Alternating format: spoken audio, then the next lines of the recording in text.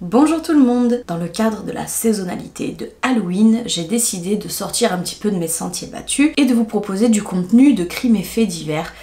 Personnellement, j'adore regarder ça et je regarde ça depuis bien des années en arrière. Donc vous allez être servis, j'ai pour l'instant 3 sujets, si Dieu veut, j'en aurai peut-être un 4e. Et le true crime dont nous allons parler aujourd'hui est un cas très difficile à regarder et à entendre, vous le constaterez par vous-même. Et il est question là de maltraitance masculine ayant conduit à la mort. Je pense que la maltraitance masculine, c'est malheureusement un sujet encore trop sensible parce que voilà, ça fait quelques années qu'on est un petit peu en train de traiter déjà le problème de la maltraitance féminine et j'ai comme cette drôle d'impression qu'une société, que des êtres humains ne sont pas capables de traiter plusieurs choses à la fois.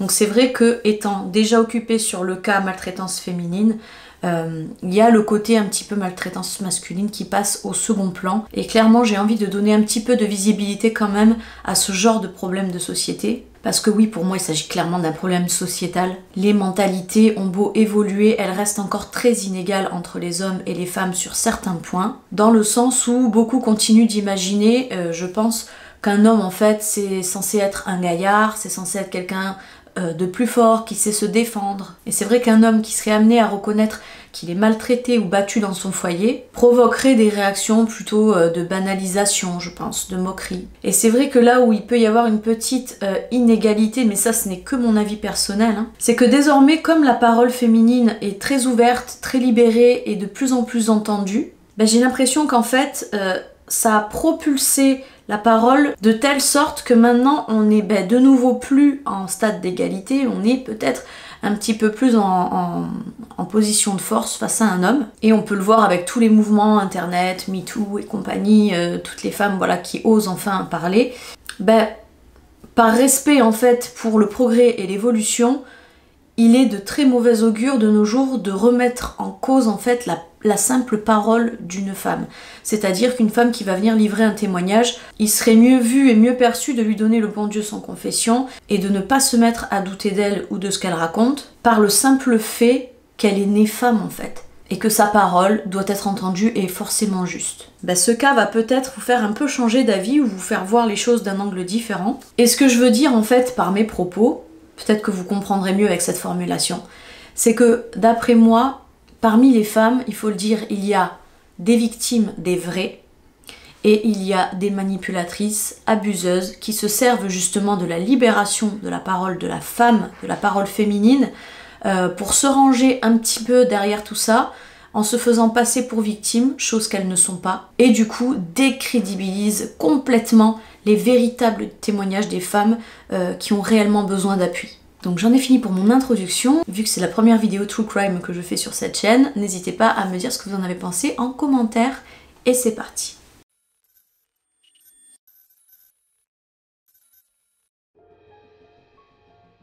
Courtney Taylor Clenny est née le 21 avril 1996 à Midland, au Texas. Elle déménagea très jeune dans la ville d'Austin, également au Texas, où elle y sera élevée en compagnie de sa fratrie et de ses cousins.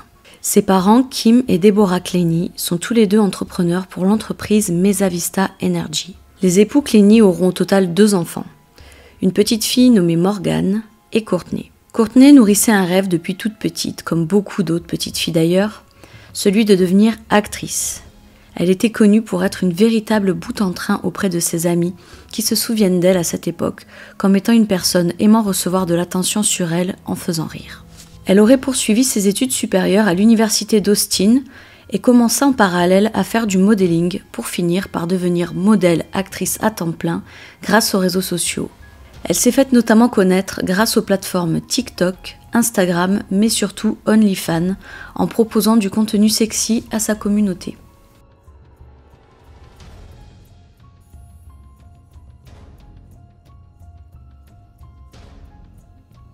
C'est en pleine ascension pour elle sur ses réseaux sociaux qu'elle fit la connaissance de Christian Toby Obumzeli, alias Toby, aux alentours de février 2021, et ils se mirent rapidement en couple. Toby est né le 26 avril 1994 à Dallas, au Texas, au sein d'une famille afro-américaine d'origine nigériane, plus particulièrement de la tribu Igbo. Il est le 3e enfant d'une fratrie composée de Jeffrey, son grand frère, Jen et lui-même. Il démarra sa carrière d'entrepreneur en 2009 en lançant sa propre boîte nommée Wiseman & Peachtree LLC et deviendra plus tard un investisseur en crypto-monnaie. Il connaîtra un grand succès qui lui offrira un train de vie particulièrement aisé. Il est la définition même du self-made man et du rêve américain. L'homme est aussi décrit par ses proches comme étant une personne brillante, travailleuse et sociable. Comme le racontera une source proche du couple, cette relation démarra comme celle d'un conte de fées. Les jeunes gens avaient l'air heureux, complices et s'amusaient énormément ensemble. Ils aimaient sortir, fréquenter le monde de la nuit. Tous deux jouissaient de leur réussite professionnelle, ce qui leur offrait aussi de somptueuses opportunités de voyage et plaisir en tout genre. Mais cette même source révéla toutefois aussi le caractère instable de cette relation. Il semblerait qu'au cours de sa relation avec Courtney, Toby se soit mis à changer. En effet, le jeune homme semblait de plus en plus éteint, moins pétillant, moins souriant, moins sociable qu'il l'eût été avant. Toujours selon les dires de cette même personne proche du couple, Toby semblait être victime de violences de la part de sa compagne. Courtney semblait avoir beaucoup d'insécurité et présentait une instabilité émotionnelle causée par des problèmes de jalousie notamment, ainsi qu'une grande addiction aux drogues dures et à l'alcool. Elle fut d'ailleurs poursuivie en 2018 pour avoir causé un accident de la route et fut également arrêtée en septembre 2020 pour conduite sous influence.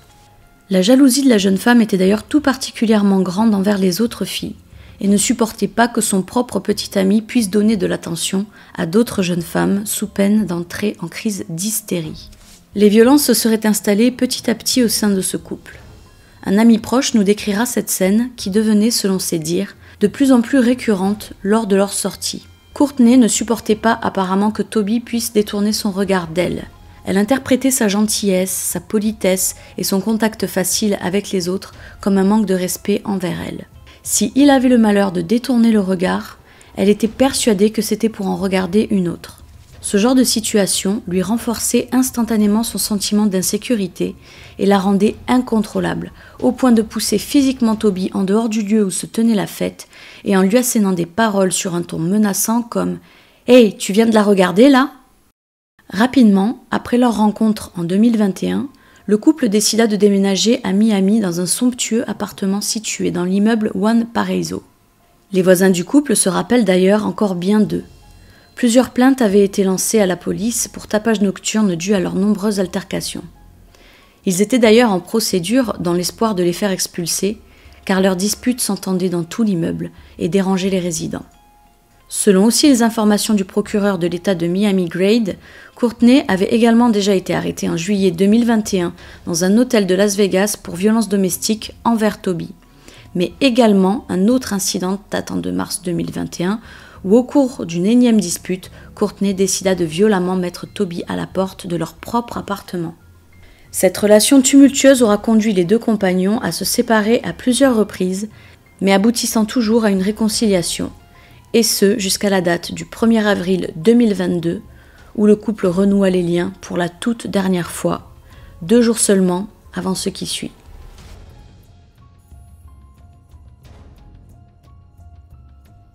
L'après-midi du 3 avril 2022, 2 jours après avoir décidé de redonner une ultime chance à leur couple, Toby rentra au domicile avec des sandwichs pour lui et Courtney aux alentours de 16h33. À 16h57, soit moins d'une demi-heure après le retour à la maison de Toby, Courtney lança un appel au 911 expliquant qu'elle venait de poignarder son petit ami. La mère de la jeune femme était en communication avec sa fille pendant l'altercation. Elle dira aux enquêteurs avoir entendu le couple se disputer alors qu'elle parlait à sa fille, mais n'en dira pas plus. 10 minutes avant que Courtney n'appelle le 911, l'immeuble avait appelé pour une énième fois la police afin de les prévenir des nouvelles perturbations qui avaient lieu chez le couple. À noter que les voisins avaient aussi appelé les autorités une semaine avant cet incident, car ils avaient de nouveau été témoins d'une violente dispute, ce qui pourrait correspondre d'ailleurs avec ce qui avait conduit à une nouvelle rupture et la fameuse dernière réconciliation du 1er avril. À l'arrivée des autorités sur place, la scène était sinistre. Toby était étendu au sol, inanimé, et Courtney était sur son balcon, couverte de sang. Le jeune homme a été immédiatement transporté à l'hôpital le plus proche, où il ne survivra malheureusement pas à ses blessures. Il présentait une profonde plaie au niveau de l'épaule, lui ayant sectionné l'artère humériale, qui provoqua une hémorragie massive et fatale. 24 heures après le décès de Toby, les enquêteurs présents sur la scène de crime conclurent sur les dires de Courtney qu'il ne s'agissait pas d'un crime de violence, mais plutôt d'un cas de légitime défense, et Courtney ne fut pas incarcérée faute de preuves. Le frère de Toby, Jeffrey, déclara d'ailleurs aux journalistes qu'il n'avait pas compris pourquoi elle n'avait pas été arrêtée immédiatement et que c'était sûrement à cause de son privilège de fille riche et blanche. Pour ceux qui ne sauraient pas ce qu'est le white privilege, il s'agit d'une thèse selon laquelle les personnes blanches bénéficieraient de faveurs et de privilèges dans les pays occidentaux qui ne seraient pas accordés aux personnes non blanches dans un même contexte. Ce qui sous-entend que si Courtney avait été noire par exemple dans une même situation, elle n'aurait sûrement pas été laissée en liberté. Et ce n'est que par la résilience de la famille de Toby qui décida de lancer une cagnotte sur la plateforme GoFundMe afin de financer la défense de leur fils, frère et ami, que le combat finit par aboutir à l'arrestation de Courtney en août 2022. Elle fut trouvée dans un centre de réhabilitation pour troubles post-traumatiques et toxicomanie, où elle aurait été envoyée après le meurtre, car elle disait avoir des envies suicidaires depuis le drame. Il aura fallu attendre 4 mois pour l'avoir arrêtée. Now, yeah, you should go. Yeah, you should go. Because you just killed your boyfriend. Yeah, you did. Yeah, and yeah. Yeah, okay, cool. Courtney déclara le 3 avril à son retour au domicile « Toby et elle sont entrés dans une violente dispute, suivie d'une bagarre, où Toby perdit le contrôle et se mit à la saisir par la gorge. C'est ainsi que, craignant pour sa vie, elle se munissa d'un couteau de cuisine et lui porta le coup fatal. Elle déclara également qu'elle n'avait pas vraiment poignardé Toby, mais qu'elle lui avait plutôt lancé le couteau à une distance d'environ 3 mètres et qu'il s'est ainsi planté dans son épaule. Mais cette version ne sera pas retenue lors de son procès, car le légiste en charge estima que la blessure était bien trop profonde et n'avait pu être causée que par un coup très rapproché. Suite à quoi, l'avocat de Courtney demanda lors du procès à ce que Toby soit exhumé pour contre-vérifier ce fait, ce qui fut refusé de la part de la famille de Toby et finalement abandonné par la partie adverse. Mais un autre élément va mettre à mal la légitimité de défense de Courtney durant le procès. Il s'agit d'une vidéosurveillance d'un ascenseur où on voit le couple entrer déjà en dispute et Courtney donner des coups de pied, coups de poing et arracher les cheveux de Toby qui ne se défend pas mais tente simplement de la repousser. Des images d'une grande violence pouvant donner une idée du rapport de force dans ce couple, avec Courtney dans la peau d'un agresseur et non plus d'une victime.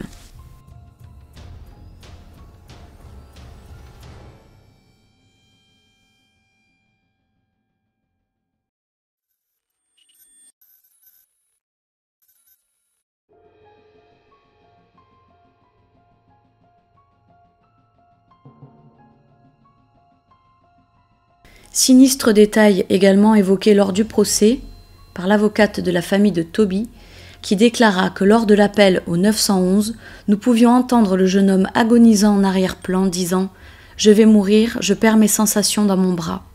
Et Courtney lui répondre « Je suis vraiment désolé bébé, vraiment désolé ». Mais son avocat, lui, ne l'entend pas de cette oreille. Il dit « C'est une tragédie pour toutes les personnes impliquées, mais ce n'est pas un comportement criminel. Courtney s'est juste défendue et l'enquête le révélera. Elle a essayé d'administrer les premiers soins comme elle a pu. Elle s'est couverte de son sang en essayant de lui sauver la vie. » Mais un autre élément troublant vient encore fragiliser la défense de la jeune femme. Il semblerait que dès le lendemain du meurtre de Toby, Courtney se soit mise à proposer non plus du contenu sexy sur OnlyFans, mais bel et bien du contenu X. Programmation, opportunisme, nous n'avons pas encore de preuves sur le fait que ces photos aient été réalisées et programmées avant ou faites dès le lendemain de la mort. Ces photos devaient apparaître lors du procès, mais l'avocat de Courtney a refusé l'apparition de ce contenu pornographique, car il craignait que ces images limitent l'accès à l'impartialité de la part du jury. Ce qui n'a pas été validé par les procureurs, qui ont trouvé que chercher à limiter l'accès à ce contenu pouvait être vu comme une tentative de manipulation du vrai récit de notre affaire. À ce jour, le jugement de Courtney n'a pas encore été prononcé. Elle risque une condamnation pour meurtre au second degré, mais certaines sources disent qu'il semblerait qu'aucune charge ne soit retenue contre elle dans l'affaire Toby Obumzeli. Toby repose actuellement dans un cimetière au Texas. Il aura vécu 27 ans Le même mois de sa mort, il en aurait fêté 28, comme le déclara sa famille. Christian Toby Obumzeli a été assassiné en Floride une semaine avant son 28e anniversaire. Il est inadmissible de donner un sens à notre nouvelle réalité. Que l'acte égoïste de quelqu'un a arraché Christian à ce monde, il ne suffit pas de dire que nous sommes choqués et blessés, nous sommes complètement dévastés. Son meurtre laisse de nombreuses questions sans réponse et crée un vide qui ne pourra jamais être réparé ou comblé, même pas avec le temps. Christian était extrêmement compatissant et désirait toujours élever ceux qui l'entouraient. Il ne méritait pas que sa vie soit écourtée par un acte de violence odieux.